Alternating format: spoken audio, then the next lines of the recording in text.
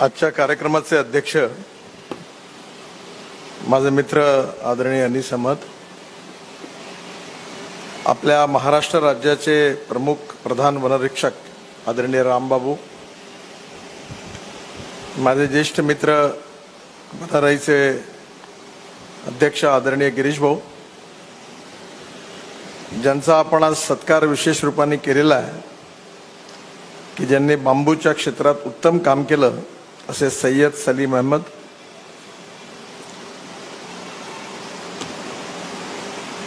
उपस्थित सर्व मान्यवर बांधवांना आणि बहिणींनो, बांबूचं उद्यान अमरावतीमध्ये अतिशय सुंदर असं आणि देशात पहिलंच उद्यान सय्यद सलीम अहमद यांनी त्या ठिकाणी तयार केलं आणि आज या क्षेत्रामध्ये सातत्याने त्यांनी इतके वर्ष कार्य केलं. या त्यांच्या कार्याला रिकग्नाइज करण्याकरता त्यांना आपण आज स्वर्गीय उत्तमराव पाटील यांच्या स्मृतीप्रित्यर्थ असणारा हा पुरस्कार दिलेला आहे. सर्वप्रथम मी सय्यद सलीम अहमद यांचं मनापासून अभिनंदन करतो आणि त्यांना खूप खूप शुभेच्छा देतो. बांबूच्या क्षेत्रामध्ये जेवढं काम व्हायला पाहिजे त्याचं 5-10% काम अजूनपर्यंत काही होऊ शकलं नाही. जसं सय्यद सलीम अहमद चायनात गेले तसं मी पण चीनमध्ये गेलो होतो आणि त्यावेळी मी त्यांनी जे सांगितलं त्या सगळ्या ठिकाणी गेलो होतो. चीनमध्ये बांबूची जी इकॉनॉमी आहे ती 50,000 कोटी रुपयाची आहे आणि आपल्या देशामध्ये ती आज त्याची स्थिती खरं म्हणजे जशी पाहिजे तशी नाही आहे. आपल्याला पर्यावरणाचं संवर्धनही केलं पाहिजे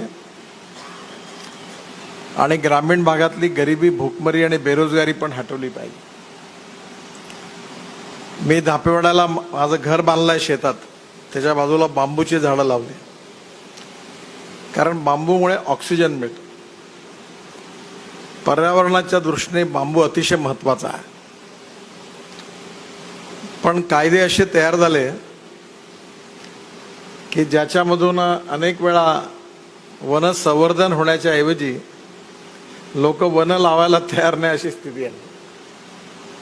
परवा आमचा एक मीटिंग झाली मोठी, तर आम्ही प्रकाश जावडेकरांना एन्व्हायरमेंट आणि फॉरेस्टला सांगितलं की आम्ही रोडसाठी जागा ॲक्वायर्ड करतो, तर ती आता पहिले 4 लेन करतो आणि मग नंतर ट्रॅफिक वाढल्यावर 6 लेन किंवा 8 लेन करतो.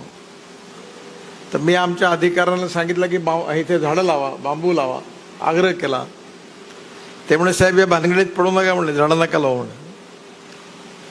मी म्हणलं काय झालं? म्हणजे फॉरेस्टवाले येतात आणि याला फॉरेस्ट डिक्लेअर करून देते, म्हणजे त्याच्यामुळे पुढे रस्ताच नाही रुंदीकरण करता येईल. त्याच्यामुळे अशा अनेक अडचणी ज्या आहेत, ज्या फॉरेस्ट विभागाच्याच कायद्यामुळे ना पर्यावरण वाढून आला ना रोजगार निर्माण होऊन आला, अशा प्रकारचा कायदा झाला. कारण कुठल्याही गोष्टीतला एक्सेंट्रिक विचार हा उपयोगाचा नाही आहे. मला आठवतंय की ज्यावेळी बांबू काटण्याबद्दल मोठा वाद देशात सुरू होता, सुधीर मुनगंटीवारही एकदम दिल्लीत माझ्याकडे आले होते आणि आपले त्यांचे त्यावेळेचे सेक्रेटरी हाके ना काय नाव खारगे, फार चांगले अधिकारी आहेत. महाराष्ट्रातल्या बोटावर मोजण्या इतक्या चांगल्या अधिकाऱ्यापैकी एक अधिकारी आहेत. खारगे साहेब आले आणि मी त्यांना म्हटलं की तुम्ही बांबू कापण्याकरता टिपी का लागते? मी म्हटलं बांबू कायद्यामध्ये ग्रास आहे, ट्री नाही आहे आणि तुमचाच कायदा म्हणतो की ग्रास कापायला काही हरकत नाही आहे, मग तुम्ही टिपी का मागता? मग खारगेंनी माझ्या दबावाखाली काही स्पेसिसच्या टिपी काढून टाकल्या, काही ठेवल्या. मी पुन्हा म्हटलं तुम्ही गैरकायदेशीर काम करून आले आणि मी केंद्रामध्ये प्रधानमंत्र्यांनी सांगितलं, माझ्या अध्यक्ष कमिटी झाल्यावर मी फॉरेस्ट अधिकाऱ्यांना प्रधानमंत्र्यांसमोरच विचारलं की तुम्ही मला फक्त कायदेशीर बात सांगा. म्हटलं की बांबू ही झाड आहे, ट्री आहे की ग्रास आहे? म्हणजे ग्रास. मग तुमच्या कायद्यामध्ये तुम्ही गेल्या 50 वर्षापासून तुम्ही रेटून राहिले, टीपी घ्यायला लावता. हे कायदेशीर आहे की गैरकायदेशीर आहे? तुम्ही हे करता योग्य आहे की अयोग्य आहे? जर बांबू ग्रास आहे तर त्याला टीपी घ्यायची गरज काय? त्यामुळे तुम्ही म्हणता ते बरोबर आहे. मग मी म्हटलं ते म्हणता बरोबर आहे तर मग तुम्ही हे का बरं असं करता? म्हणून ऐसी चलते आया.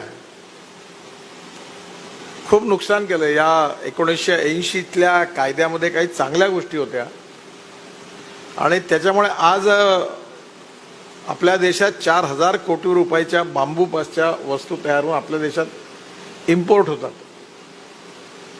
म्हणजे मी नेहमी गमतीने म्हणतो की तुम्ही जे आईस्क्रीम खाता तो चमचा चायनातून येतो. अगरबत्तीच्या काड्या जेवढ्या देवासमोर लावतात त्या सगळ्या चायनातून येतात. तेव्हा मी त्याला म्हटलं की तुम्ही आपल्या इथे का नाही करतायत? मी 30% ड्युटी वाढवली.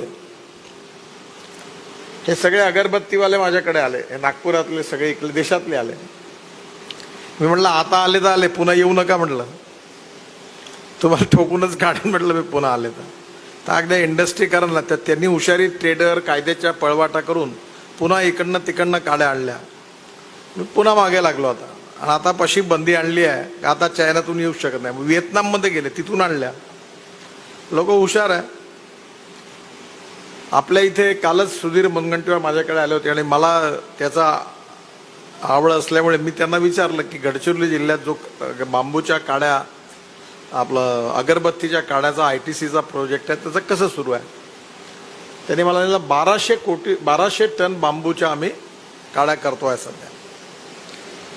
पण माझी रामबाबूंना आणि सय्यद सलीम अहमद यांना विनंती आहे की पर्यावरण आणि इकॉनॉमी याचा मार्ग जोपर्यंत तुम्ही काढणार नाही तोपर्यंत वनही वाढणार नाही, बांबूही वाढणार नाही. आणि म्हणून इकॉनॉमीचा अप्रोच असा आहे की आज 170 जाती आपल्याकडे आहे आणि चायनामध्ये तुम्ही सांगितलं 350 आहेत. आणि हे आईस्क्रीमचे चमचे जे आहेत हे काय येतात? कारण तुम्ही ती जात बांबूची करून एक कारखाना टाकला अमरावतीत, गार्डन केलं. हे जेवढं महत्वाचं आहे तेवढं मेळघाट आणि आदिवासी भागामध्ये तुम्ही बांबूपासूनचे उद्योग तयार करा. बांबूपासून साडी तयार होते. हे जे पंजाबी ड्रेस घातला यांनी सगळ्यांनी, कपडे चांगले तयार होतात. अंडरपॅन्ट बनियन छान तयार झाली, इतकी सुंदर आहे. जर्सी आहे आणि मी ती जर्सी आमच्या सेक्रेटरीला दिली MSMEच्या. तो असा 4 वेळा ते बघत होते, सिल्क सारखी होती. बांबूपासून आचार तयार होतो, लोणचं तयार होतं. बांबूपासून वुडन टाईल्स, बांबूच्या टाईल्स तयार होतात आणि बांबूचं फर्निचर तयार होतं, ज्याचा आम्ही उल्लेख केला. सिंधुदुर्ग जिल्ह्यामध्ये टाटानी मदत करून फर्निचर बनवलं आहे. आणि माझ्याकडे तुम्ही दिल्लीत आले, आता यावेळी येऊन 2 सोफा सेट ठेवले आहे ऑफिसमध्ये, ट्रान्सपोर्ट भवनमध्ये. ते दोन्ही बांबूपासून बनलेले आहे. ते सिंधुदुर्ग जिल्ह्यात त्यांनी तयार केलं आहे. फार सुंदर फर्निचर आहे त्याचं. आम्ही इथे सुनील जोशींनी मिळून आम्ही ते वेदातर्फे बरंच काम केलं, पण जी क्वालिटी आहे ती नाही मिळाली. आता तुम्ही जे केलं बांबूच्या वस्तू या चांगल्या आहेत, पण याच्यामध्ये पण स्पेशलायझेशन आहे, डिझायनिंग आहे. हे प्रॉडक्ट जे आहे हे काय आहे की हे जसं ते आपल्याकडे खोकला झाला की आपण म्हणतो ना ते लेंडी पिपरी घेर सदा बरोबर, ही वानर वैद्यकी झाली. प्रॉडक्ट डिझायनिंग म्हणजे आर्किटेक्ट्स बोलवून त्याच्यातून डिझायनिंग करून ते किती चांगले तयार होऊ शकतात ते चायनातून तुम्ही पाहिले, मी पण पाहिले. आपलं बियॉन्ड इमॅजिनेशन आहे. आता सिंधुदुर्ग जिल्ह्यामध्ये जे आहे ते वेगळं आहे. आपण नागपूरला प्रत्येक महापालिकेच्या गार्डनमध्ये बांबूचे सभागृह बांधले, मी आग्रह करून करायला लावले. पण महानगरपालिकेने त्याचे पैसे देतात तर त्या संस्थांना एवढा वेळ लावला की त्या बंद पडल्या. म्हणजे शेवटी मी म्हणणं बंद केलं का बांबूचं गार्डन लावा म्हणून. तर बांबूच्या याच्यामध्ये एवढा मोठा उपयोग आहे, त्यामुळे आपल्या इथे इकॉनॉमी नाही आहे. म्हणून माझी रामबाबूंना आणि यांना विनंती आहे की याचा कमर्शियल इकॉनॉमी डेव्हलप करणं याला प्राधान्य द्या. मग आपोआप लावतात बांबू. पैसा दिसला का लोकांना काही सांगायची गरज नाही. आता एक चंद्रपूर गडचिरोली जिल्ह्यातल्या साहेबही तिथे काम केलं आहे. ऊसाचा पर टन भाव हा 2700 रुपये आपल्याकडे, मॅक्झिमम 3000. आणि बांबूचा पर टन भाव बल्लारपूर पेपर मिल 5000 रुपये टनांनी घ्यायला तयार आहे. कमीत कमी 6000 देतील पोचून. समजा 200-400 रुपये टाका. सगळ्या आदिवासींना एक एक ट्रॅक्टर दिलं, 2 ट्राल्या दिल्या आणि त्यांनी बांबू पोचवला तर सगळे करोडोपती लोकपती होतील. पण त्याला येऊ देत नव्हते तुम्ही. म्हणजे बांबूचा का झाडाला हात नव्हता लावते तसा याचा कायदा होता. म्हणून मी या डिपार्टमेंटवर भडकलो की तुम्ही म्हणजे झाडही वाढवत नाही आणि इकॉनॉमी नाही, त्यामुळे लोक आत्महत्या करून राहिले, गरीब आहे. आज सगळं सरप्लस आहे आपल्याकडे. बांबूपासून वीज तयार होऊ शकते, बांबूपासून चारकोल तयार होऊ शकतो, बांबूपासून इथेनॉल तयार होऊ शकतं, बांबूपासून विमानाचं इंधन तयार होऊ शकतं. आता निरीला प्रोजेक्ट दिला आहे की बांबूपासून विमानाचं इंधन, बांबूपासून मरीन फ्युएल, जहाजाचं इंधन, हे सगळं होऊ शकतं. साड्या सुंदर आहेत पण त्या स्पेसिस पाहिजे. आमचा प्रॉब्लेम असा आहे रामबाबू, तो तुम्ही सोडून द्या, की आमच्या नागपूरच्या आईस्क्रीम पार्लरमध्ये जो चमचा आहे, चमच्याची तर खरं म्हणजे आमच्या देशात काही चमच्याची कमी नाही. सगळ्यात जास्त चमचे तर आपल्या देशातच आहे. पण तरी देखील चायनातून चमचे आयात करायची गरज काय? ते हे सध्या चमचे पूर्ण तिकडनं येतात. मी MSMEचा मंत्री आहे, जबाबदारीने सांगतो. मग आम्हाला त्या स्पेसिस ज्या आहेत त्या नॉर्थ ईस्टमध्ये आहे आणि तुमच्या फॉरेस्ट डिपार्टमेंटचा आम्हाला मदत पाहिजे की त्या स्पेसिस लावा आणि मेळघाटमध्ये 10 कारखाने उभे करा आणि 1000 तरुण मुलांना, आदिवासींना रोजगार मिळवून द्या. आणि बांबू काही कापला की जात नाही, की तो ग्रास आहे, पुन्हा येतो. मी ज्याची वकिली करतो, भीमा बांबू, तो एका एकरमध्ये 2 वर्षांतर 200 टन होतो. अब 200 टन को 5000 के भाव से निकालो, पैसा कितना होता है पर ईयर? म्हणजे 5000 रुपयामध्ये तो जो विकला तर 10 लाख रुपये पर एकर. त्याच्यातला खर्च समजा 2-3 लाख रुपये केला तरी 5-6 लाख रुपये मिळतात. आणि आज आपलं दुर्भाग्य असं आहे, टाइम्स ऑफ इंडियापासून कुठलाही पेपर काढा रोज सकाळी तुम्ही, लोकमत काढा, तरुण भारत काढा, सगळी न्यूज प्रिंट इम्पोर्टेड. म्हणजे सगळा पेपर आपण रशियातून आणतो. नंतर पेपर पल्प बाहेरून 40,000 कोटी रुपयाचा पेपर पल्प, 40,000 कोटीची न्यूज प्रिंट आणि 1 लाख कोटी रुपयाचं लाकूड आपण तिकडनं आणतो. आणि आपण लाकडावर, फर्निचरवर ड्युटी कमी ठेवली आहे, लाकडावर जास्त लावली आहे. आणि त्याच्यामुळे आपल्या इथे फर्निचर सगळं चायनातून येतं. आपल्याकडे एवढा सुंदर सागवान आहे चंद्रपूर गडचिरोली, पण फर्निचरचा कारखाना आणि डिझायनिंगचं सेंटर नाही.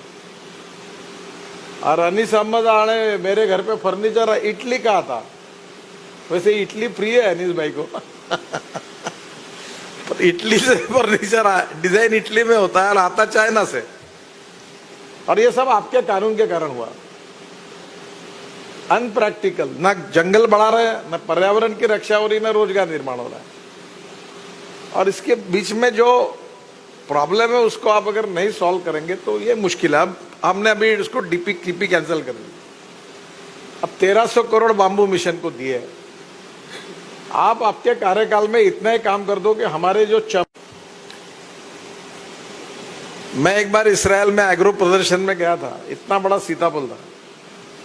अब वो पेड़ नहीं ला सकते, तो एक मेरे साथ जो डेलीगेशन था उसने सीताफल खाए और सीड जो था वो अपने जूते के इसमें जो सॉस था उसमें डाल के लाया वहां से. मैंने बोला यहाँ लगाया. अब हमारे यहाँ ये जो 170 जाति है, इसमें जो इम्पोर्टेंट है, मुझे पता नहीं कौन सी जाति अब नॉर्थ ईस्ट में है. और खादी ग्रामोद्योग जो मेरे डिपार्टमेंट में, उन्होंने प्रोग्राम लिया और मैं वो पूरा बांबू खरीदने के लिए तैयार हूँ. अब अगरबत्ती की हमने पूरी योजना बनाई है और मैं चाहता हूं विदर्भ में कम से कम 200 उद्योग शुरू हो जाए महिला बचत गट के द्वारा। और पूरी अगरबत्ती में, और इसमें 25 लाख पुरुष और महिलाओं को रोजगार मिलेगा अगर हमने इंपोर्ट बंद कर दिया। अभी तो मैंने बंद ही कर दिया, खूब ड्यूटी बढ़ा दी।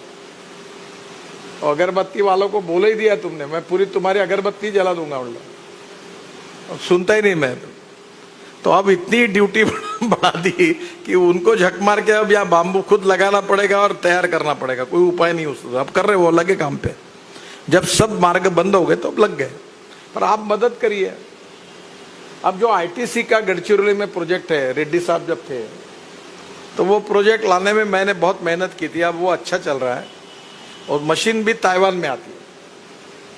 तो अभी वो मशीन अहमदाबाद में बनाने का तय किया है, पूरा made in India, make in India. और बाम्बू की स्पेसीज जो है वो आप नॉर्थ ईस्ट से ला सकते हैं। मुझे पता नहीं, आपने जो 170 स्पेसीज कही है वो चाइना बॉर्डर और नॉर्थ ईस्ट नजदीक होने के कारण शायद नॉर्थ ईस्ट के कुछ और स्पेसीज आती है क्या देखो, नहीं तो चाइना से लाना चाहिए स्पेसीज। और बाम्बू का पल्प, कॉटन, लेनिन और सिल्क तीनों मिक्स करके ऐसे अलग अलग, मैंने खुद मॉडल्स, लड़कियां इंदौर में क्या बोलते हैं उसको, वो चलती है उसके ऊपर रैंप पर बाम्बू के कपड़े पहनकर उसका मैंने ये किया था। और वो कपड़े उनके इतने सुंदर थे। साड़ियां सुंदर बनती है, सिल्क से भी अच्छी है। अब हमारे यहाँ इसका विकास नहीं हुआ और इसका केवल कारण फॉरेस्ट वालों ने अभी तक बाम्बू तोड़ने नहीं दिया, गलत काम किया, इलीगल काम किया कि बाम्बू ये ट्री है तोड़ो मत, रोका। किसान अभी हम मेरे खेत में मैं प्रचार कर रहा हूँ तो किसान बोलते हैं मैं लगाऊंगा बाम्बू और फिर तोड़ने का टाइम है तो फॉरेस्ट वाला बोलेगा मत तोड़ो, तो मैं क्यों लगाऊं? तो पर्यावरण कहाँ से बढ़ेगा? अच्छा, बाम्बू हर साल गरा से फिर आ जाएगा। तो आप इसका इकोनॉमी और कमर्शियल के साथ और पर्यावरण के साथ कॉम्प्रोमाइज न करते हुए इसकी नीति तय होनी चाहिए। फर्नीचर भी हमारे यहाँ महाराष्ट्र में एक ही सिंधुदुर्ग में है। अभी पाशा पटेल ने 300 एकड़ बाम्बू लगाया, मैंने उसको पीछे पड़ा और उसका प्रोजेक्ट अभी एक लिया है। और दिल्ली में भी बाम्बू का विषय 3-4 मिनिस्ट्री में है। पर मैं वो मेरी इस विषय में रुचि होने के कारण मैं इसका फॉलोअप करता हूँ। अभी काफ़ी प्रोडक्ट्स जो है, ये जो आपके प्रोडक्ट्स है, यही अगर आप एक काम करो, अमरावती में आर्किटेक्चरल कॉलेजेस है, इंजीनियरिंग कॉलेज में, और वहाँ के लेक्चरर को एक बार बुलाओ, बोला मेरे पास ये बाम्बू है, इसके मुझे प्रोडक्ट डिज़ाइन करके आप डिज़ाइन करा के दो। इतने सुंदर बना के देंगे। ये VRC है, यहाँ अपने सरकारी है, तो ये अपने इनके भी इंजीनियरिंग कॉलेजेस है, वो दे सकते हैं। बाम्बू ये कंस्ट्रक्शन का सबसे अच्छा मटेरियल है। और अभी जो सिंधुदुर्ग में जो काम हो रहा है, बेस्ट क्वालिटी है, अनबिलीवेबल है उसके डिजाइन्स, और वो बहुत अच्छा काम कर रहा है। शायद साहब ने देखा होगा सिंधुदुर्ग में, वो क्वालिटी विदर्भ में क्यों नहीं तैयार होती, वो अमरावती में क्यों नहीं होती, वो हमारे यहाँ नागपुर, गढ़चिरौली में क्यों नहीं होती। और वो नहीं होती तो फिर आपको हमने क्यों यहाँ रखना चाहिए, ये हमारे समझ में नहीं आता। अगर वो जो फर्नीचर है, वो बाम्बू, वो क्वालिटी, वो रोजगार अगर यहाँ मिलेगा तो आप सबका, मैं आपके ऊपर नाराज नहीं हूँ। मेरे भी मामा चीफ कॉन्जर्वेटर ऑफ फॉरेस्ट है, बूट करके थे, बहुत पुराने थे। और मैं स्कूल में बचपन में उनके यहाँ काफ़ी बार जाता था। ये MLA हॉस्टल के चौक में उनका रिटायर होने के बाद घर था, अभी बेच दिया उन्होंने, दोनों लड़के चले गए। वो मेरे मामा थे, तो जंगल में ही बहुत उन्होंने काम किया है। तो मैं ये मतलब कि जंगल, अभी हमारे देश में 115 एस्पिरेंट डिस्ट्रिक्ट्स है जहाँ पर कैपिटा इनकम नहीं, GDP नहीं, गरीबी, भूखमरी और बेरोजगारी है। वो सब, जहाँ जंगल है वहाँ भूखमरी है, जहाँ जंगल है वहाँ बेरोजगारी है। तो ये forest based industry, agro based industry, agro MSME, forest की MSME, और जो है वो तैयार, अभी तो ईंधन तैयार हो सकता है। पूरा इथेनॉल बना रहे हैं हम लोग। आपके जितनी पेट्रोल की गाड़ी है विदर्भ में, पूरा हमारा इथेनॉल जाता है, हमने बनाया हुआ। अभी मैं हमारे यहाँ एक रिसर्च हुआ है कि ये इंडोरामा जो पेट्रोलियम, जो सिंथेटिक कपड़ा तैयार करता है, उसमें जो केमिकल यूज करता है, वो अपने किसानों ने तैयार किया हुआ केमिकल हमने उनको दिया है ट्रायल के लिए, और वो अप्रूवल हुआ है। क्योंकि शुगर बनाना तो बेकार ही है, शुगर में घाटा ही घाटा होता है। तो शुगर केन जूस से इथेनॉल बनता है। अभी राइस से इथेनॉल बनने की अनुमति दी, क्योंकि rice surplus, wheat surplus, sugar surplus, 6,000 crore हम शुगर एक्सपोर्ट करने के लिए खर्चा कर रहे हैं। अब राइस की हालत ऐसी है कि वो वडेट्टीवार आए थे मेरे घर पर, 28 लाख टन राइस का पैडी गढ़चिरौली में खरीद की गई, रखने के लिए जगह नहीं। अब हमने बहुत बड़े प्रमाण पर रेशनिंग दुकान से गरीबों को बांट दी, तो भी गोडाउन में जगह नहीं।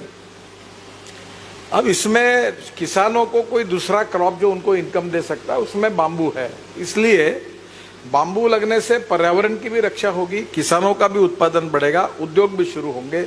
ये पूरी कंप्लीट नीति, ये रेड्डी जी मामू मिशन में काम करते जो फॉरेस्ट की अधिकारी है, तो मुझे राम बाबू जी को विशेष रूप से प्रार्थना है कि इसके बारे में आप जरूर सोचकर इसका कोई मार्ग बनाइए, ताकि बांबू का प्लांटेशन भी बढ़े, पर्यावरण की भी रक्षा हो, और विदर्भ में कम से कम 5-1 लाख लोगों की रोजी रोटी इसके ऊपर चले। मेड़घाट में मैल न्यूट्रिशन से कारण लोग मर रहे, और वहां अगर रोजगार निर्माण होगा तो बहुत अच्छा होगा। तो ये इसका समन्वय डिपार्टमेंट ने करना चाहिए। जैसे आईटीसी ने अगरबत्ती का कारखाना गढ़चिरौली में खोला है, अब ऐसे कम से कम 101 कारखाने खुल सकते हैं, इतनी रिक्वायरमेंट है। और ये मशीन्स भी अब इंडिया में बन रही है, और मैं फाइनेंस करने के लिए तैयार हूँ एमएसएमई और खादी ग्राम उद्योग की तरफ से। तो मेरा विशेष रूप से अनुरोध है कि इसका कोऑर्डिनेशन बढ़ाइए। पर आपने अच्छा काम किया, सभी स्पेसीज को इकट्ठा किया है। अभी आपको रिटायर्ड होने के लिए कितना टाइम है? हाँ, पर आप एक काम करोगे, 170 स्पेसीज में ये कितनी काम की और कितनी काम की नहीं है, ये मुझे पता नहीं है। तो अब ये जो आप आने वाले समय में चाइना की, और साहब इनको परमिशन दो, अरुणाचल, मेघालय, त्रिपुरा, और वहां से आप प्रोग्राम बनाओ, और वहां से इस बार इनके गार्डन में 170 के अलावा जो है साउथ और कोई स्पेसीज वहां की हो तो वहां लाने की अनुमति दो। ये अगर स्पेसीज 170 की जिस दिन आप 350 करोगे, चाइना की हर स्पेसी यहाँ आएगी, और हमारे यहाँ हर स्पेसी जंगल में जगेगी, और बांबू के ऊपर कपड़े से लेकर फर्नीचर तक, इथेनॉल से लेकर मरीन फ्यूल और एविएशन फ्यूल तक, जो जितनी क्रांति है, 50,000 करोड़ की इकोनॉमी हमारे देश में बनेगी, और जंगल में रहने वाले लाखों आदिवासियों को उनके जीवन का पूरी परिस्थिति बदल जाएगी। तो पूरे मिशन को उपयोग में आया ऐसा होगा, और कोई पर्यावरण के साथ कॉम्प्रोमाइज न करते हुए। मैं बिल्कुल इस मत का हूं कि पर्यावरण के साथ कोई कॉम्प्रोमाइज नहीं करना, कोई खिलवाड़ नहीं करना, और ये काम होना चाहिए। जरूर आप करिए। मैं आपके कार्य के लिए जो किया है उसके लिए भी शुभेच्छा देता हूं, और आगे ये हो सका तो वर्ल्ड की जितनी स्पेसीज है उतनी वाला लाइए। और टाटा ट्रस्ट इसमें अच्छा काम कर रहा है। अगर आपको जरूरत पड़ेगी तो टाटा ट्रस्ट को प्रपोजल दो कि वर्ल्ड की सर स्पेसीज लगेगी। ये सरकार में बहुत बेकार है, ये भेजेंगे फाइनेंस, प्लानिंग, हर आदमी खुटी मारेगा वो प्रपोजल होने में तकलीफ होगी। तो एफए होगा, हर आदमी ज्ञान देगा, करते करते वो फाइल साली 2 साल वैसी रहेगी। तो सरकार कोई भी पार्टी का वैसे ही चलता है। तो आप टाटा ट्रस्ट को प्रपोजल दो, साहब की सलाह से मैं बोलूंगा उनको, और ये 170 के 350 स्पेसीज वाला हो। अगर ये स्पेसीज अगर आ गई, और उसमें से जो इंडस्ट्रियल यूज के लिए वो भी आ गई, तो अमरावती एक अकेला अभी बल्लारपुर पेपर मिल के कारण गढ़चिरौली, चंद्रपुर जिले की इकोनॉमी बदल सकती है। और वो लकड़ी कहाँ से ला रहा है? वो ला रहा आंध्र से, तेलंगाना से, और फॉरेन से पेपर पल्प इंपोर्ट कर रहा है, और वहां बांबू पड़ा है गढ़चिरौली में, और अभी वो भी तोड़ने का कोई ये नहीं, न तेंदू पत्ता भी टूट रहा, न बांबू भी टूट रहा, जंगल में वैसे ही सड़ रहा, और लोगों को रोजगार भी नहीं, और नहीं मिलते लोग फिर वो नक्सलवादी उसका फायदा उठाते हैं। ये जो नीतियां मुंबई में बैठकर जो अपने ऑफिस में बनाते या प्रैक्टिकल, उनको शायद इसका पता है नहीं है, मुझे मालूम नहीं। तो एक बार ये आप करके लाइए। हमारे विदर्भ में महाराष्ट्र का 80% फॉरेस्ट है। आप कम से कम, आप चीफ कॉन्जर्वेटर है, नागपुर में आपका ऑफिस है, आपको अधिकार है, आप हमारे यहाँ चंद्रपुर और अमरावती, ये 2 जिलों में बांबू की इकोनॉमी बना कर दीजिए। बांबू मिशन में मैं इसमें पैसे दिलाने की भी कोशिश करूंगा। फिर से एक बार मैं जो काम हुआ है सैयद सलीम अहमद साहब ने, उन्होंने अच्छा किया है। सरकारी दफ्तर में ऐसे ही काम करने वाले अच्छे अधिकारी को लोग याद रखते हैं। मैं उनका बहुत बहुत अभिनंदन करता हूं, उनको शुभकामनाएं देता हूं। धन्यवाद।